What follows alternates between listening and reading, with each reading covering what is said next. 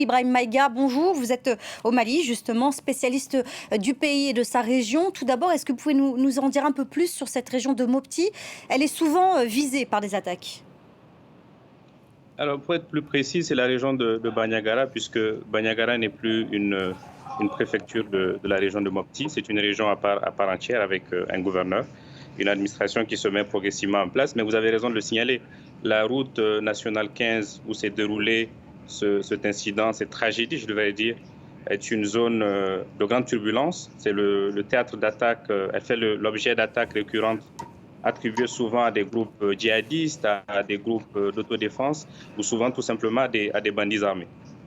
Les Occidentaux sont beaucoup moins présents, on le sait, depuis plusieurs semaines maintenant au Mali, et notamment depuis le dernier coup d'État qu'a connu le pays. Les Français ont retiré des troupes. Est-ce que la situation s'est clairement dégradée depuis ces retraits, ou est-ce que finalement la situation reste inchangée? Alors, je ne pense pas qu'il y ait de lien de cause à effet à ce stade entre le retrait progressif, le redéploiement d'ailleurs de l'opération Barkhane, pour être plus précis, et l'incident, la tragédie qui s'est déroulée hier dans la région de Bandiagara. Par contre, le retrait progressif annoncé par la France, notamment, est un motif d'inquiétude non seulement pour le Mali, mais également la région. Parce qu'il faut le préciser, malgré les efforts accomplis ces dernières années par les pays de la région, par le Mali, la dépendance et le lien de dépendance entre la France et les pays de la région et les armées de la région, en particulier le lien avec Barkhane reste très fort. Donc, il y a des progrès qui ont été faits, mais bien évidemment, c'est un motif d'inquiétude, une source d'inquiétude, et je pense que les sorties assez médiatiques du Premier ministre de la transition malien illustrent cette inquiétude de la part des autorités maliennes. Une alternative qui avait été avancée, c'est la présence de la société privée russe Wagner dans le pays. Elle est connue pour avoir déployé des hommes dans plusieurs pays africains. Est-ce que ce genre d'attaque, 31 morts, est-ce que ça peut convaincre la population que ce genre de présence est une alternative qui pourrait marcher? J'entends des hommes privés, des sortes de mercenaires d'une société privée. Est-ce que eux peuvent être une alternative concrète à cette insécurité?